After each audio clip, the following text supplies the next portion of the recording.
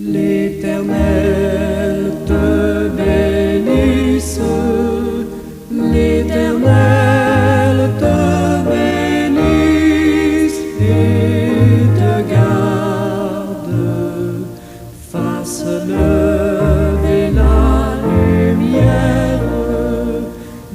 lumière de sa face sur toi, use de grâce envers toi et te donne la paix, et te donne la paix.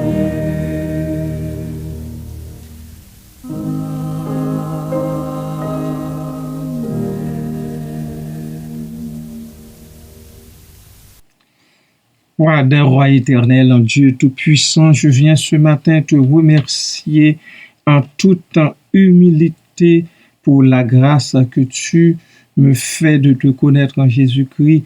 Je veux te remercier, ô Dieu, une autre fois, tandis que le souffle de vie m'est encore gardé pour l'évangile de la grâce, pour ô Dieu, les saintes écritures, ta parole qui me parle de toi, qui me montre Jésus-Christ et les souffrances qu'il a connues pour mes nombreux péchés et iniquités.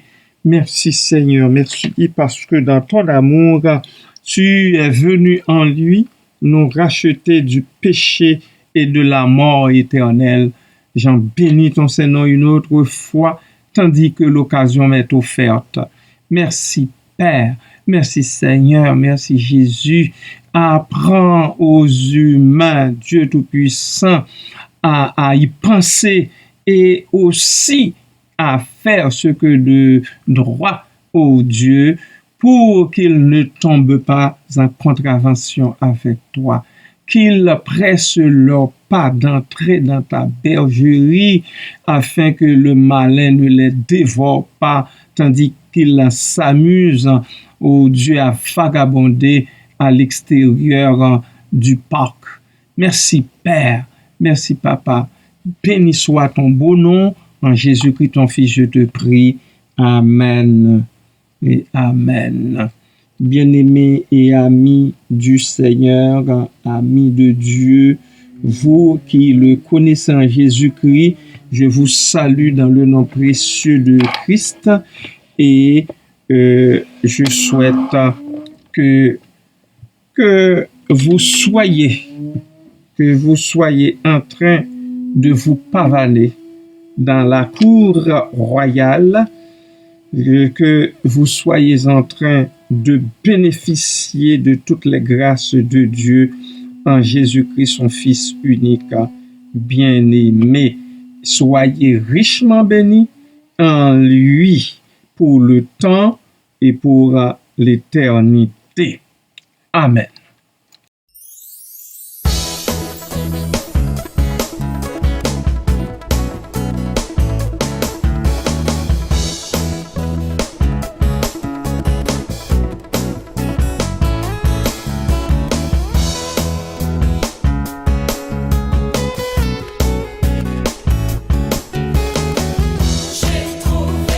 J'ai trouvé la voie qui conduit au repos du cœur.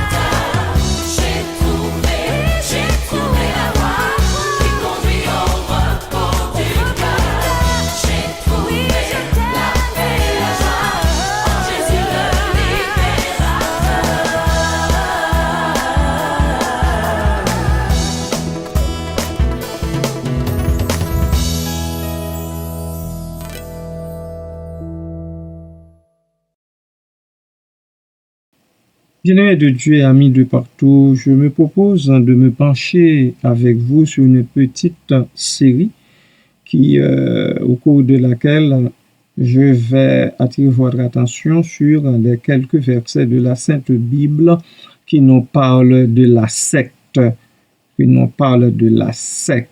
Ainsi, je commence avec Actes des Apôtres au chapitre 24, verset 5. Nous avons trouvé cet homme qui est une peste, qui excite des divisions parmi tous les Juifs du monde, qui est chef de la secte des Nazaréens. Ce texte des Actes est une accusation portée contre l'apôtre Paul par Tertullus, un orateur engagé par les chefs religieux juifs pour les représenter devant le gouverneur romain Félix. Nous allons essayer de l'analyser. Premièrement, nous avons trouvé cet homme qui est une peste. Quel gros mot. Le terme peste est extrêmement fort. Vous convenez avec moi? Il ne désigne pas une personne malade, non, pas du tout, ou bien atteint d'une maladie au sens médical que nous connaissons, mais plutôt un individu considéré comme dangereux, nuisible, source de troubles et de corruption. Tertullus utilise ce mot pour dépeindre Paul, l'apôtre, comme une menace pour l'ordre public et la stabilité romaine. Il cherche à discréditer l'apôtre aux yeux de Félix en le présentant comme un élément perturbateur. Deuxième élément, qui excite les divisions parmi tous les Juifs du monde. Cette accusation fait référence à la prédication de Paul auprès des Juifs de la diaspora. La conversion de Paul au christianisme et son enseignement, notamment sur la non-obligation de la circoncision pour les gentils convertis, était perçue comme une remise en cause radicale du judaïsme traditionnel. Cela créait effectivement des tensions et des divisions au sein des communautés juives qui se retrouvaient confrontées à cette nouvelle interprétation des Écritures. Tertullus exagère probablement l'étendue de ces divisions en utilisant l'expression « tous les Juifs du monde », mais il souligne l'impact de la prédication de Paul. Je m'arrête ici un instant pour essayer de digérer tout ça.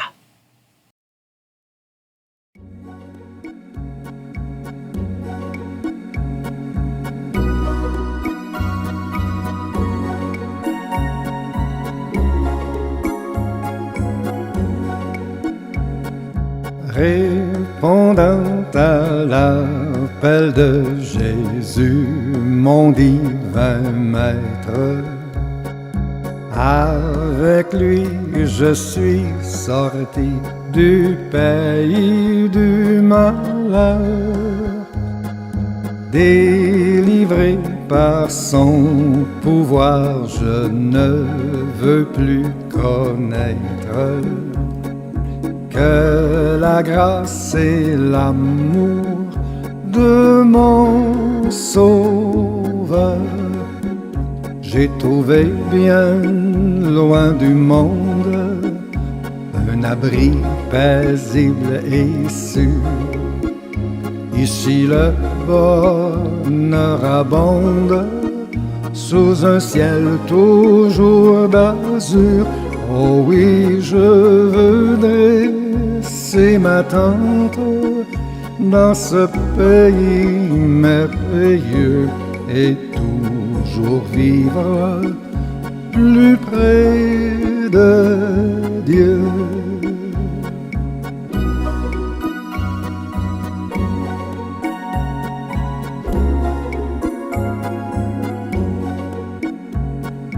Bien au loin, j'entends l'écho des vains bruits de la terre, l'écho triste et douloureux d'un monde révolté. Mais désormais mon seul bien, c'est la croix du calvaire. C'est Jésus, sa gloire, sa vérité. J'ai trouvé bien loin du monde un abri paisible et sûr. Ici le bonheur abonde sous un ciel toujours d'azur. Oh oui, je veux dresser ma tente dans ce pays merveilleux et toujours vivre plus près de Dieu.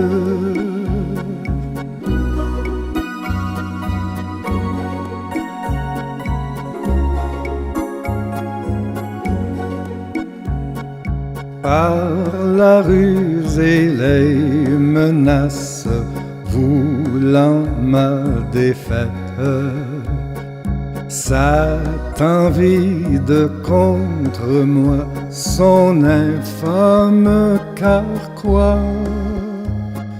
Mais Dieu m'offre en sa parole une sûre retraite. Et pour capitaine, le roi des rois. J'ai trouvé bien loin du monde un abri paisible et sûr. Ici le bonheur abonde sous un ciel toujours d'azur. Oh oui, je veux dresser ma tente dans ce pays merveilleux et toujours vivre plus près de Dieu.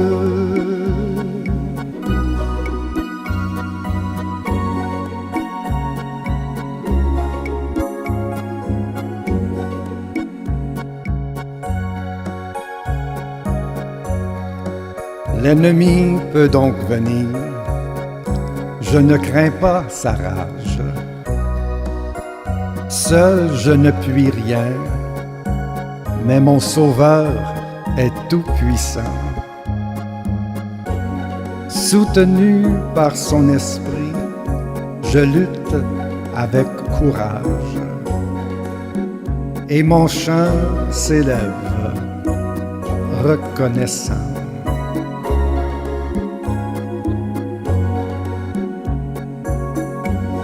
J'ai trouvé, bien loin du monde, un abri paisible et sûr.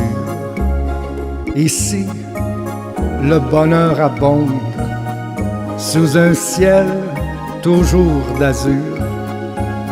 Ah oui, je veux dresser ma tente dans ce pays merveilleux et toujours vivre plus près de Dieu.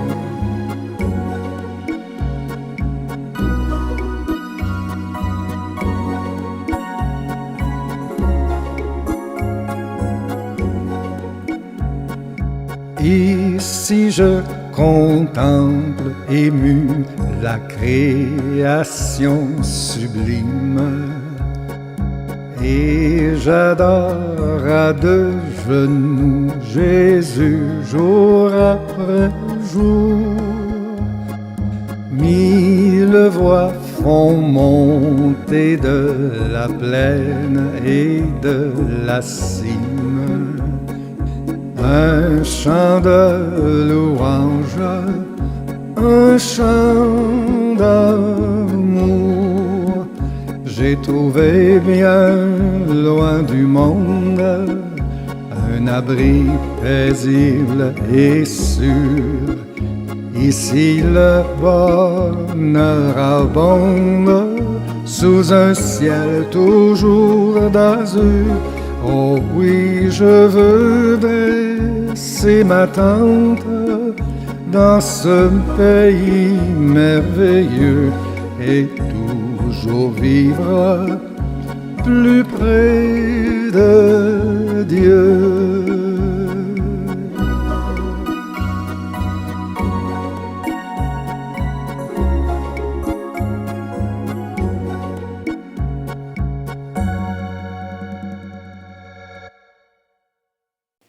À qui d'autre crier sinon à Dieu, et particulièrement au Dieu le Père, Dieu le Fils et Dieu le Saint-Esprit.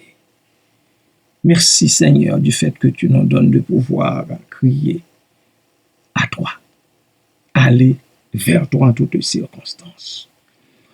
Je viens avec la dernière particule du verset, qui est chef de la secte des Nazaréens. L'emploi du terme secte est péjoratif. Il vise à marginaliser le christianisme naissant en le présentant comme une faction dissidente et potentiellement dangereuse du judaïsme. À cette époque, le christianisme n'était pas encore reconnu comme une religion distincte et était souvent perçu comme une secte juive. Qualifier Paul de chef de secte le désigne comme un meneur, un instigateur et donc comme le principal responsable des troubles imputés aux chrétiens. L'appellation nazaréen fait référence plutôt à Jésus de Nazareth, l'origine géographique du mouvement. L'utilisation de ce terme permet d'éviter de prononcer le nom de Jésus, potentiellement chargé de signification religieuse, et de maintenir l'accusation sur un plan plus politique. C'est la manière machiavélique qu'utilisent depuis la nuit des temps les opposants, les détracteurs. Cela n'est pas nouveau pour nous du tout. Jusqu'ici, c'est de cette façon-là que certaines factions continuent d'agir afin de jeter le discrédit qu'elles pourraient sur l'évangile de la grâce. En résumé, cette phrase est une accusation concise mais chargée, visant à discréditer l'apôtre auprès du gouverneur romain. Tertullus utilise un langage fort et des termes péjoratifs pour présenter Paul comme une menace pour l'ordre public, un fauteur de troubles et le leader d'un mouvement religieux dissident. L'objectif est de convaincre plutôt Félix de condamner Paul et ainsi de mettre fin à sa prédication. Voilà, bien-aimés de Dieu. Nous